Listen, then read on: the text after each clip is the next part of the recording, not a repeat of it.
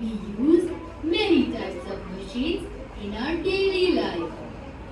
Tell me about some of the machines. Computer ಅನ್ನೋದು ಒಂದು machine.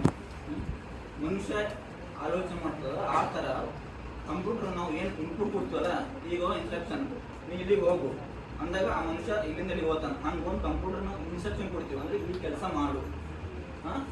ಆಗ ನಾವು ಏನು ಇನ್ಪುಟ್ ಕೊಡ್ತೀವಲ್ಲ, ಇನ್ಪುಟ್ ಅಂದರೆ ನಾವೊಂದು ಇನ್ಫಾರ್ಮೇಷನ್ ಅದು ಕೊಡೋದು. ಈ ಕೆಲಸ ಮಾಡು ಅಂದಾಗ ಆ ಕೆಲಸ ಮಾಡ್ತದ ಆ computer.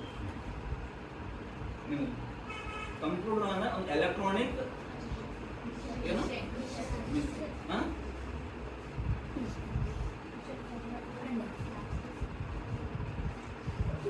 That we use daily. We use a washing machine.